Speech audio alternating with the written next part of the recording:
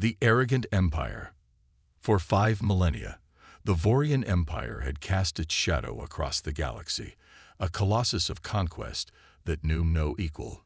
From the crystalline spires of their homeworld to the furthest reaches of colonized space, their rule was absolute.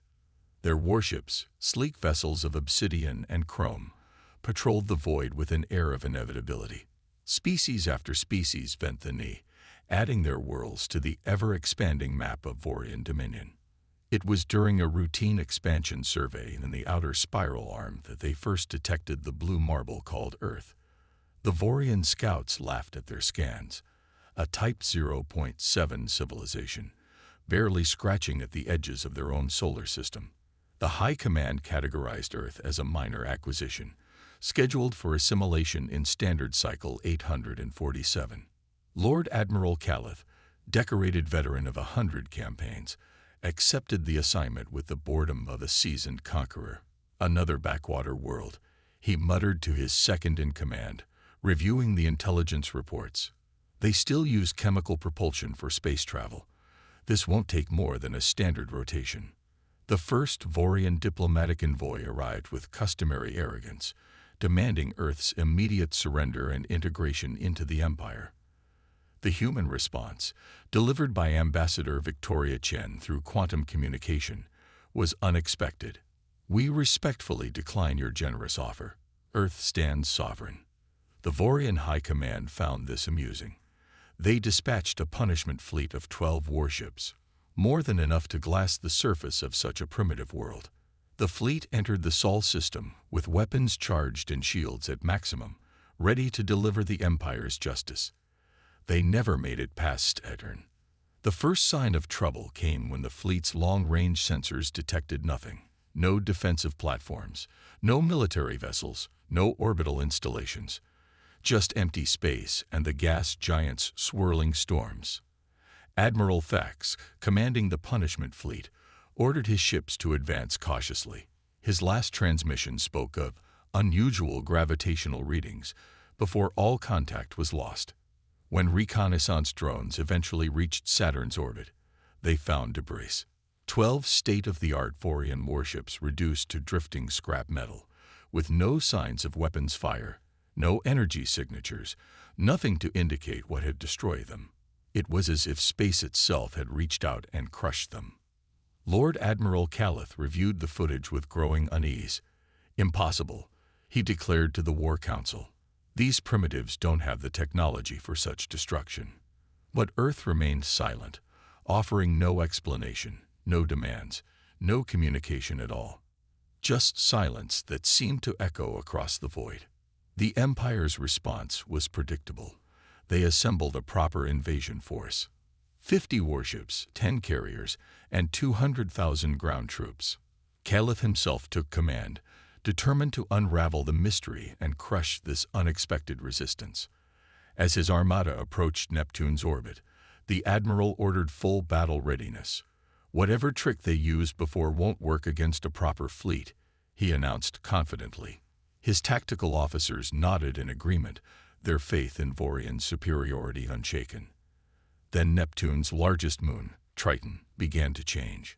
What had appeared as a barren, ice-covered satellite suddenly revealed its true nature.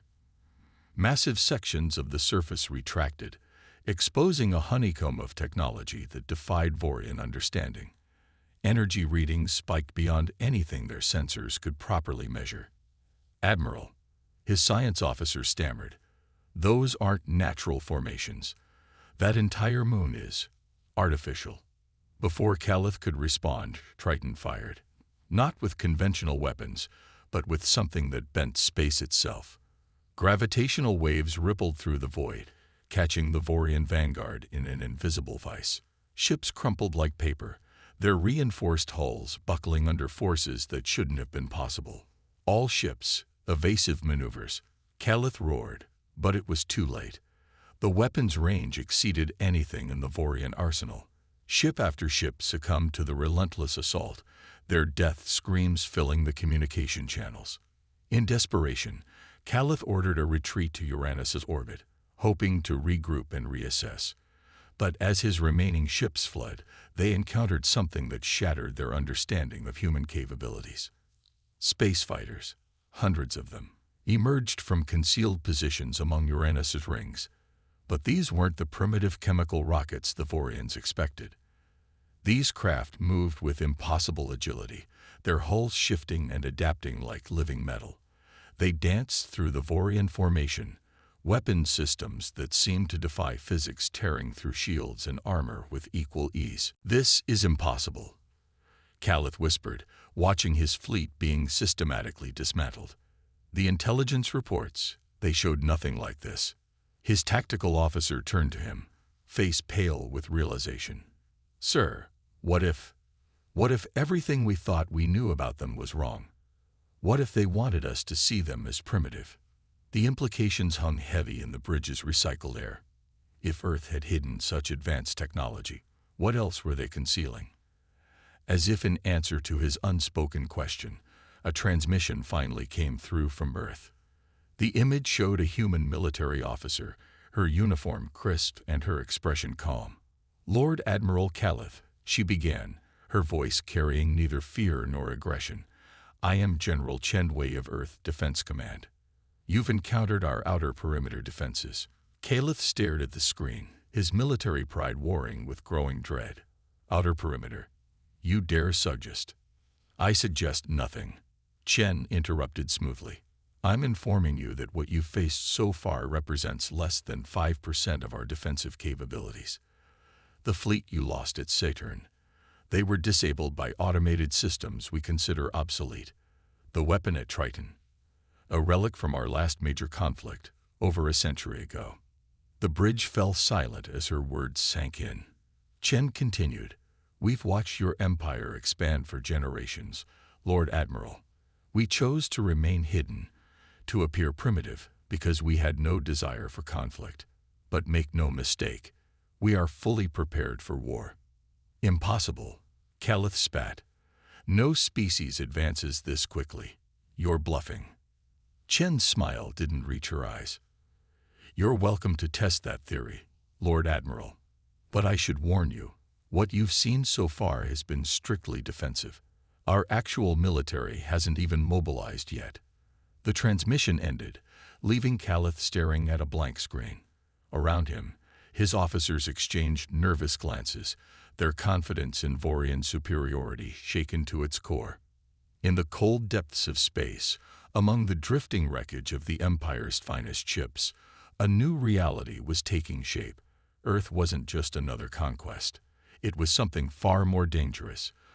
A civilization that had mastered the art of hidden strength, that had watched and waited while others revealed their hands. And now, as Calith's battered fleet limped toward Jupiter, he couldn't shake the feeling that they were being allowed to advance, that every move they made was part of some larger strategy he couldn't yet comprehend. The Empire had come to conquer Earth. Instead, they found themselves walking into a trap centuries in the making. And somewhere in the darkness between worlds, humanity's true military was beginning to stir. The hunter had become the hunted, and the game was only beginning. The Phantom Strike. General Chen Wei stood in the heart of strategic command. Buried deep beneath the Rocky Mountains, holographic displays painted the room in soft blue light, showing the positions of Calith's fleet as they regrouped near Jupiter. Her staff moved with quiet efficiency, each member handpicked from humanity's finest minds. "Status report," she commanded, her voice cutting through the hushed atmosphere. Colonel Marcus Reynolds, her second in command, stepped forward. "Vorian fleet holding position at Jupiter's L4 point. They're attempting to establish a forward operating base. Our passive sensors show they're bringing in reinforcements through slipped space." Chen nodded, unsurprised. "Let them. The more they commit, the harder they'll fall." She turned to Dr. Sarah Nakamura, head of the Prometheus Initiative. "Are the Sentinels ready?" Nakamura's fingers danced across her holographic interface. "All 12 units are online and awaiting activation codes. Neural links are stable, and the quantum entanglement network is functioning at optimal capacity." The Sentinels represented humanity's most closely guarded secret, soldiers enhanced through a perfect fusion of biological engineering and quantum technology. Each one possessed capabilities that bordered on the supernatural. The ability to phase through solid matter, manipulate localized gravity fields, and process information at speeds that made conventional AI look primitive. Activate Units 1 through 6, Chen ordered. Deploy Pattern Omega-7. Across the solar system, in hidden facilities on Earth, Mars, and the asteroid belt, 6 consciousness merged with their enhanced bodies. They awakened not with the grogginess of normal sleep, but with the crystal clarity of systems coming online. Each sentinel was unique, their abilities tailored to specific mission parameters. Captain Elena Vasquez, Sentinel-1, opened her eyes in a facility beneath Olympus Mons. Her consciousness expanded, reaching out through the quantum network to touch the minds of her fellow operatives. All units report ready status, she transmitted, her thoughts converted directly to secure communication. Mission parameters received. Came the simultaneous response from the other 5. Meanwhile, aboard his flagship near Jupiter, Admiral Calith paced the command deck. "This makes no sense," he muttered, studying the tactical displays. "They devastate our forces with advanced technology, then allow us to establish a foothold. It's either gross incompetence or we're being manipulated." His intelligence officer, Commander Voss, finished. "Sir, I've been analyzing their response patterns. Every engagement has been precisely calculated. Enough force to defeat us, but never enough to reveal their full capabilities." Calith stopped pacing. "You think they're studying us?" "More than that, sir. I think they're teaching us to be afraid." As if to punctuate Voss's words, alarms suddenly blared throughout the ship. Multiple slip space ruptures detected. A technician shouted, "But sir, they're inside our perimeter." On the tactical display, 6 points of light appeared among the Vorian fleet. Before anyone could react, the points expanded into shimmering portals. From each emerged a single figure, humanoid in shape, but radiating energy that made sensors scream in protest. The Sentinels had arrived. What followed defied military convention. The 6 operatives moved through the Vorian fleet like ghosts, phasing through shields and hulls as if they didn't exist. They didn't destroy ships. Instead, they infiltrated critical systems, leaving behind subtle modifications that would prove far more devastating than mere destruction. On the bridge of a Vorian battlecruiser, Sentinel-3, codenamed Wraith, materialized among the crew. Before anyone could raise a weapon, he released a pulse of electromagnetic energy that rendered all systems temporarily inert. In those few seconds of darkness, he uploaded a package into the ship's central computer, a program that would slowly corrupt their navigation data, turning their own star charts into weapons of misdirection. Sentinel-5, Echo, took a different approach. She appeared in the fleet's primary communication hub, her form flickering between solid and energy states. With a touch, she introduced a virus into their quantum communication network, not to disable it, but to subtly alter every transmission. Orders would be delayed, coordinates shifted by fractions of degrees, status reports modified just enough to sow confusion. Within minutes, all 6 Sentinels completed their missions and vanished, leaving behind a fleet that appeared undamaged, but was now fundamentally compromised. Admiral Calith reviewed the reports with growing unease. No casualties, no destroyed ships. What did they do?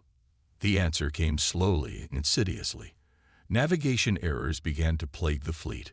Ships reported different positions than their actual locations.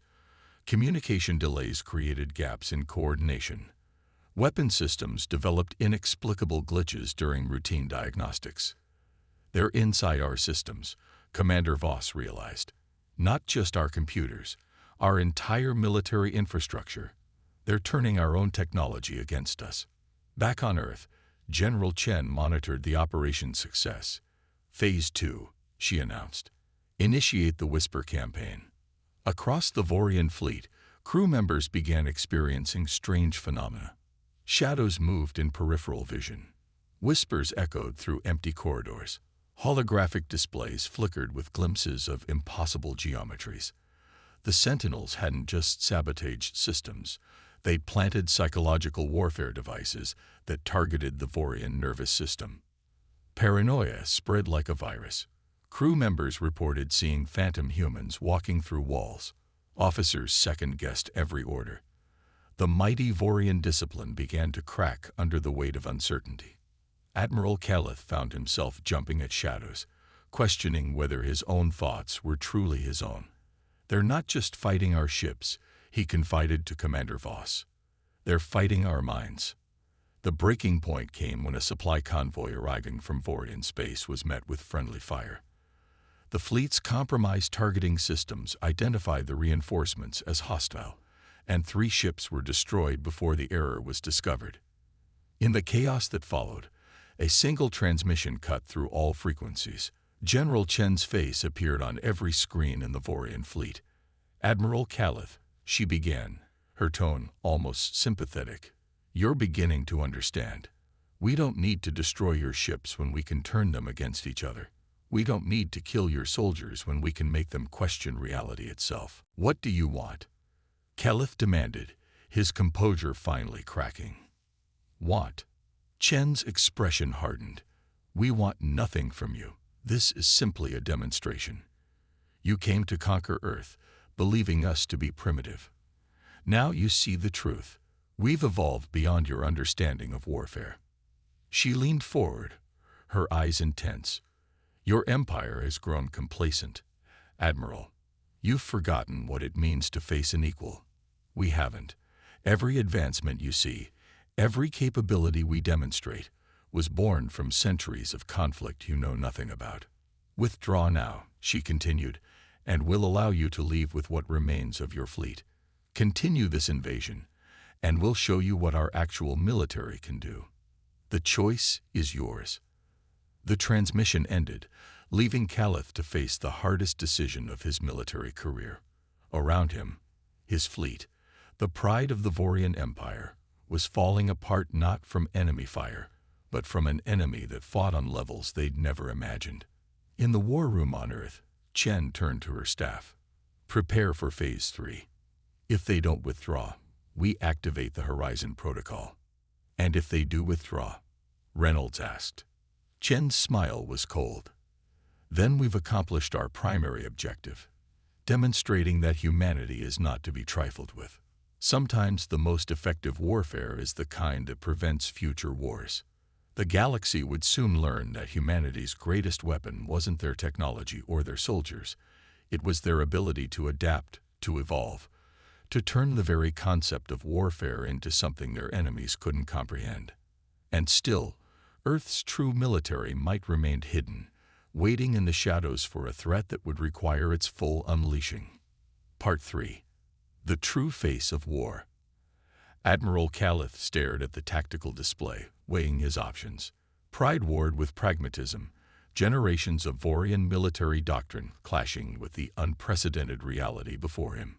His fleet, once a symbol of imperial might, now resembled a wounded beast, functional but compromised, dangerous but vulnerable. "Sir," Commander Voss interrupted his thoughts, "we're receiving reports from the homeworld. The Emperor demands an update." Calith's jaw clenched. Retreat would mean disgrace, possibly execution. But continuing might mean something worse, the complete humiliation of the Empire's military forces. "Prepare a secure channel," he ordered. "Maximum encryption." As the connection established, Calith made his choice. "Your Excellency," he began, bowing to the shimmering hologram of Emperor Thrain.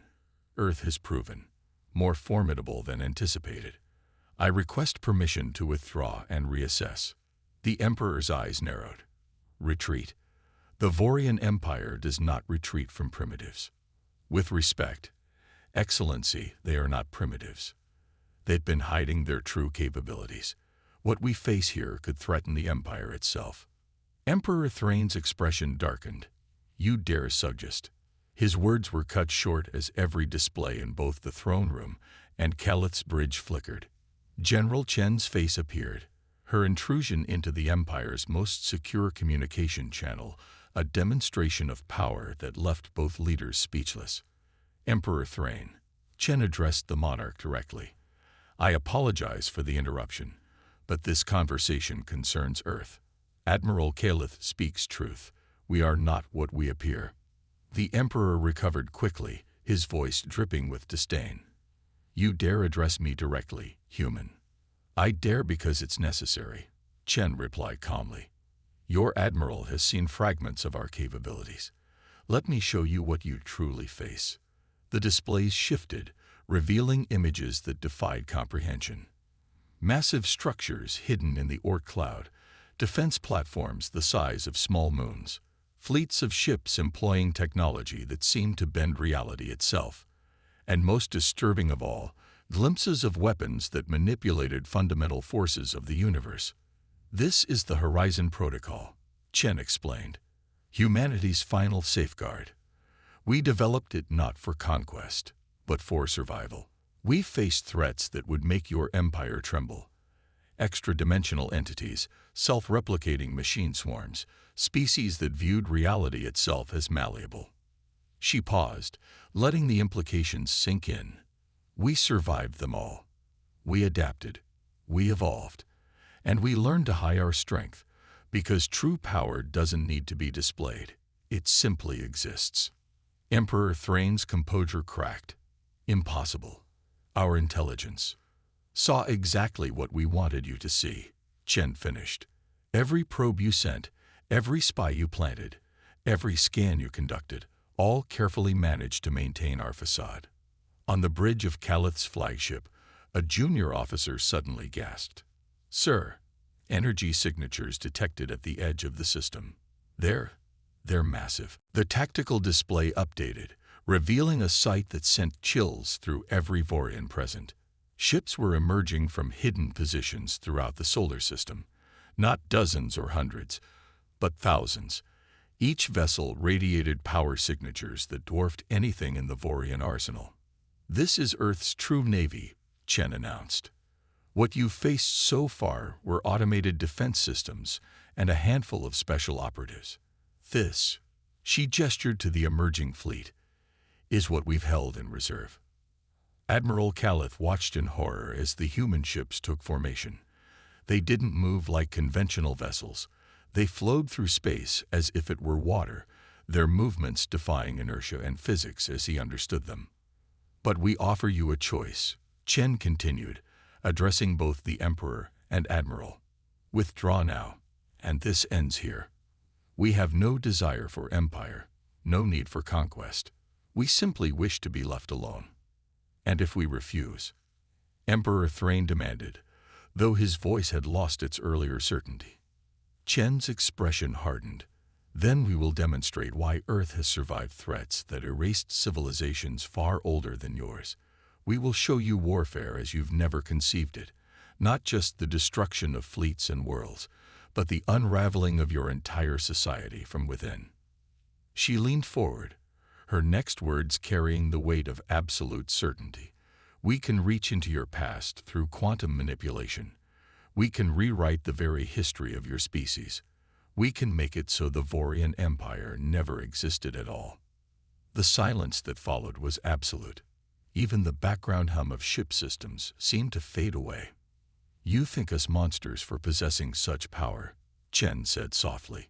But we developed these capabilities because we faced monsters. True monsters, and we learned that sometimes the only way to ensure peace is to become something so terrifying that no one dares disturb it. Emperor Thrain's holographic image flickered, his face a mask of conflicting emotions. Finally, he spoke. Admiral Calith, you have authorization to withdraw. This engagement is concluded. Calith bowed deeply, relief and shame mooring within him. As he began issuing retreat orders, Chen added one final message. Emperor Thrain, Admiral Calith, spread the word among the galactic powers. Earth seeks no conflict, but we will not tolerate aggression. We are not conquerors, but we are guardians, and we guard our peace with capabilities beyond your comprehension. As the Vorian fleet began its withdrawal, Chen turned to her command staff. Stand down the Horizon Protocol. Maintain defensive posture. Do you think they'll truly leave us alone? Colonel Reynolds asked. Chen watched the retreating Vorian ships on the display. They'll spread the word. Fear is a powerful deterrent, and we've given them something to fear. But we must remain vigilant. There will always be those who mistake restraint for weakness. In the months that followed, the story of Earth's defense spread throughout the galaxy. The Vorian Empire, humbled but intact, became unlikely advocates for leaving the human system alone. Other powers, curious about the truth of the tales, sent probes and scouts, only to encounter the same facade of primitiveness that had fooled the Vorians. But occasionally, in the dark spaces between stars, ships would disappear, fleets would encounter inexplicable phenomena, and gradually, a new understanding took root in the collective consciousness of galactic civilization. Earth was not to be disturbed. Years later, a young Vorian officer asked Admiral Calith, now retired, about the failed invasion. The old warrior's eyes grew distant as he replied, "We thought we were teaching them about power. Instead, they taught us about wisdom. True strength isn't in what you show, but in what you choose to keep hidden." He paused, remembering the terror and awe of those days. The humans could have destroyed us utterly. Instead, they chose to teach us. That, perhaps, is the most frightening thing of all. Not their power, but their restraint. Meanwhile, on Earth, General Chen Wei stood in her garden, watching the stars. Her granddaughter tugged at her sleeve. "Grandmother, why did you let them go? If we're so strong, why not rule the galaxy?" Chen smiled, kneeling to meet the child's eyes. "Because, little one, true strength isn't about dominance. It's about knowing when to fight and when to show mercy. We guard our peace not by conquering others, but by being too dangerous to attack." She looked up at the stars again. Out there are civilizations older than ours, powers greater than we can imagine. We stay hidden not out of fear, but out of wisdom. Let others play at empire. We have something more precious, our freedom, our peace, and the knowledge that we can defend both. As night fell over Earth, the planet continued its quiet orbit, an unremarkable blue marble to casual observers. But throughout the galaxy, those who knew the truth gave it a wide berth, whispering warnings about the sleeping giant that had chosen peace over power.